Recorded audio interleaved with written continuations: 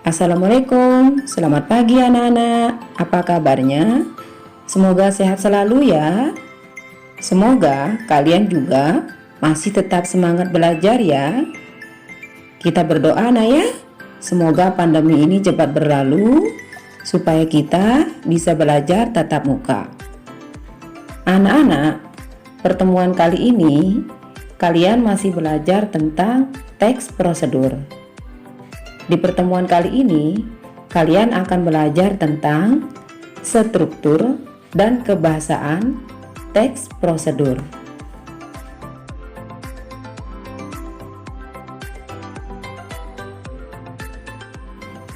Anak-anak, pertemuan sebelumnya, Bu Guru sudah jelaskan jenis-jenis teks prosedur. Masih ingat ya? Yang pertama, teks prosedur cara membuat sesuatu. Yang kedua, teks prosedur cara memainkan atau menggunakan sesuatu. Yang ketiga, teks prosedur cara melakukan sesuatu. Nah, yang pertama kita bahas di sini struktur teks prosedur cara membuat sesuatu. Struktur yang pertama di sini judul teks. Judul teks sudah tahu nak ya, yang mana nama judul? Judulnya yaitu apa yang kita buat. Kemudian struktur yang kedua, tujuan. Struktur tujuan ini berisi pengantar umum sebagai penanda apa yang akan dibuat dan motivasi. Struktur yang ketiga, bahan dan alat. Struktur ini berisi memerinci bahan dan alat dengan ukuran yang akurat. Jadi, apa saja bahan dan alatnya. Struktur yang keempat, langkah-langkah. Struktur ini berisi urutan langkah-langkah secara rinci bertahap. Jadi, langkah-langkah cara membuatnya. Yang kelima, strukturnya penutup atau simpulan. Berisi bagian lain, penekanan pada keuntungan dan ucapan selamat. Jadi kalau struktur ini biasanya terletak di paling akhir.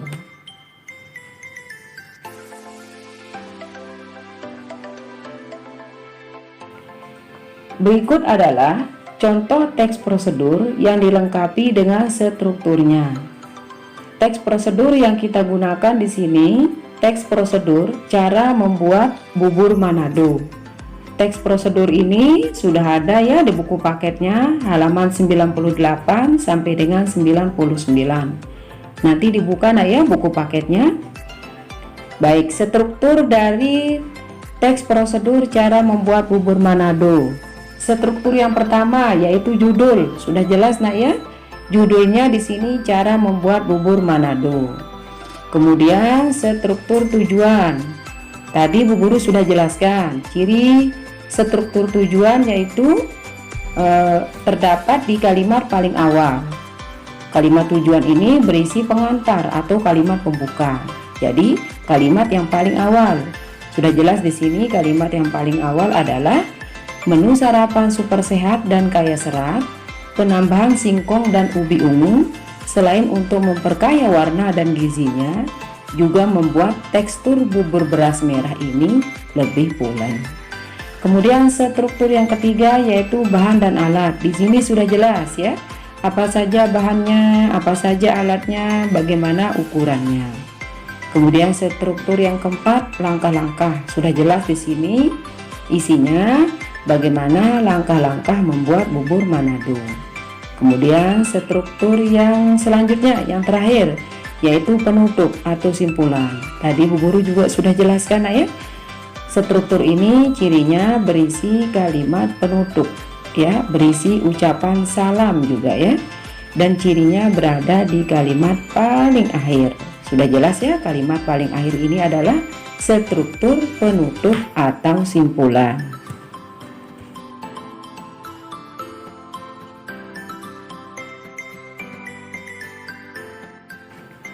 Anak-anak, sekarang kita lanjut ke struktur teks prosedur cara melakukan sesuatu.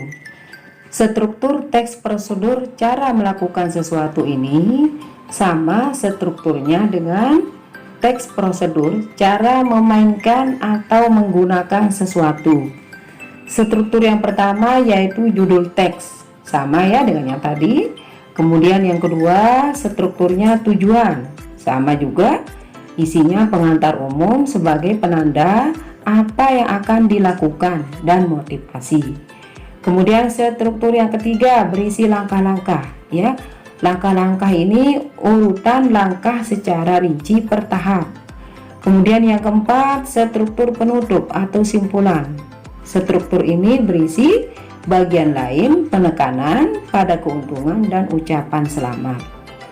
Anak-anak, yang membedakan struktur teks prosedur cara membuat sesuatu dengan struktur teks prosedur cara melakukan sesuatu yaitu terletak pada struktur bahan dan alat. Kalau struktur teks prosedur cara membuat sesuatu ada struktur bahan dan alat, karena sudah jelas ketika kita membuat sesuatu kita membutuhkan apa saja bahannya dan apa saja alat-alatnya. Sedangkan kalau struktur teks prosedur cara melakukan sesuatu kita tidak membutuhkan bahan dan alat, tetapi langsung ke langkah-langkah cara melakukannya, langkah-langkah cara memainkan, langkah-langkah cara menggunakan. Sudah jelas nak ya? Sudah bisa dibedakan ya? Apa yang membedakan struktur teks prosedur cara membuat sesuatu dengan struktur teks prosedur cara melakukan sesuatu.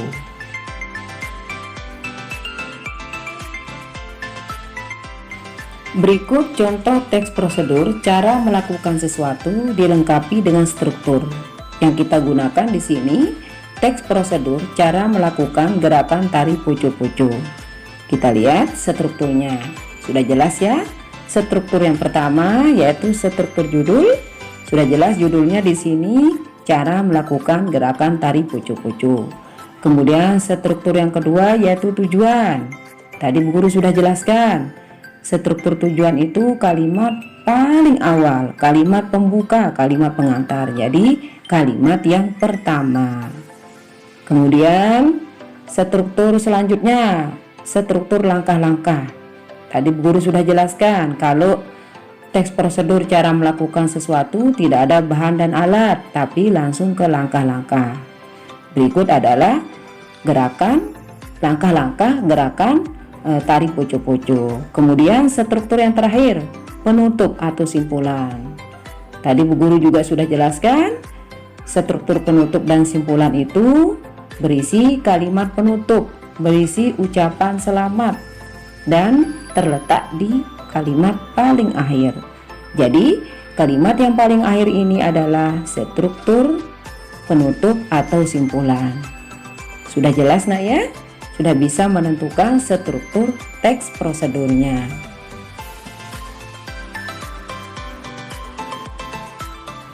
Sekarang kita lanjut ke materi unsur kebahasaan teks prosedur. Unsur kebahasaan teks prosedur yang pertama yaitu penggunaan kalimat perintah. Tahu ya apa kalimat perintah? Contohnya di sini, posisikan tubuh secara sejajar dengan monitor. Ya. Kemudian contoh yang kedua, bilaslah kedua tangan dengan air yang mengalir. Jadi, yang menandakan kalimat perintah di sini akhirankan pada kata posisikan, kemudian diakhiri dengan tanda seru, kemudian pada kata bilaslah ya, partikel lah, kemudian diakhiri dengan tanda seru. Kemudian unsur kebahasan yang kedua, penggunaan bentuk pasif untuk proses. Kita perhatikan dulu yang mana bentuk aktif, mana bentuk pasif. Yang aktif, contoh kalimatnya, Anda sebaiknya menekan tombol keyboard dengan lembut. Kemudian kalau proses pasifnya di sini kalimat yang tadi dibalik nah ya, kata menekan yang menggunakan awalan me diganti dengan awalan di. Jadi proses pasifnya tombol keyboard sebaiknya ditekan dengan lembut.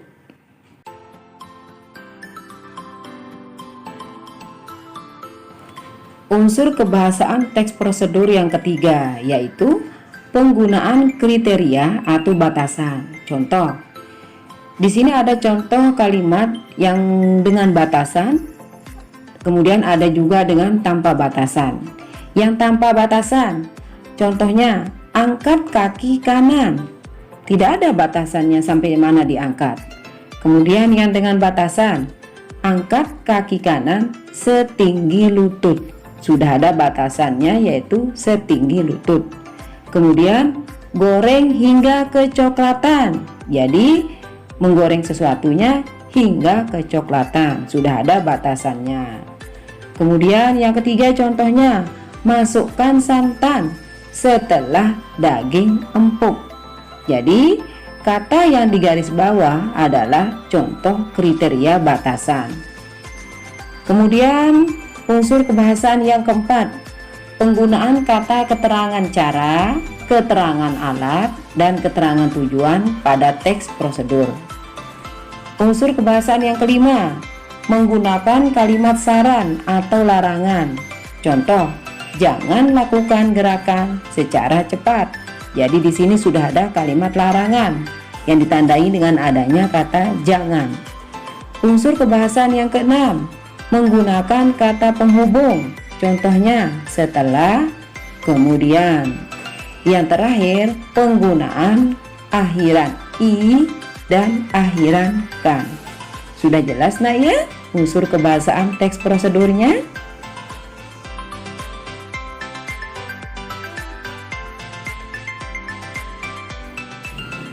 Baik anak-anak, itulah penjelasan dari Bu Guru tentang struktur dan kaidah kebahasaan teks prosedur.